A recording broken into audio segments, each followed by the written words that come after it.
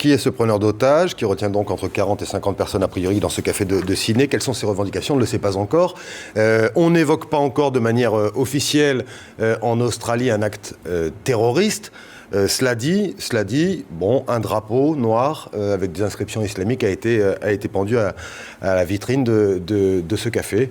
Oui, avec la particularité du terrorisme tel que on le voit aujourd'hui, c'est que c'est un terrorisme qui aujourd'hui n'a plus besoin de beaucoup d'infrastructures, n'a plus besoin non plus de ramifications dans tous les pays pour être opérationnel. C'est-à-dire qu'Internet suffit à pouvoir mobiliser par-delà les mers, par-delà les frontières, des candidats au djihad qui voudraient vous rejoindre. Donc ce drapeau qui est présenté, c'est un drapeau, comme le disait Jean-Charles Brizard, qui veut tout et rien dire. C'est-à-dire que ce n'est pas le drapeau qui est celui d'un mouvement. C'est le drapeau du djihad, pour faire simple.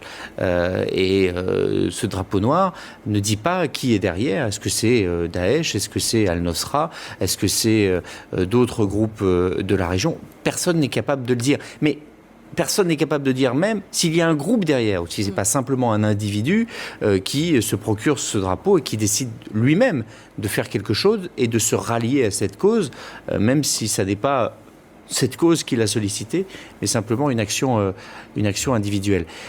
Et puis, on est quand même dans un pays qui est membre de la coalition qui intervient en Syrie et en Irak, et c'est ça qui en fait un acteur et une cible potentielle. Nos correspondants nous le disaient, il y a une inquiétude chez les Australiens, une préoccupation sur les filières djihadistes qui alimentent la guerre en Irak et en Syrie aux côtés des différents mouvements, mais qui peut revenir aussi en effet boomerang, parce que l'Australie, depuis maintenant de très nombreuses années, et ça a commencé avec l'Afghanistan, fait partie des pays qui systématiquement, très régulièrement, s'engagent militairement dans des coalitions qui peuvent être menées autour des Américains pour intervenir contre les islamistes un peu partout dans le monde. Donc, en l'espèce, sur l'Irak et sur la Syrie, c'est un pays qui, dès le début, a manifesté sa volonté et son désir d'être présent et qui fait partie des pays identifiés par les djihadistes comme faisant partie des pays ennemis, entre guillemets, au même titre que les États-Unis, que la Grande-Bretagne et que la France.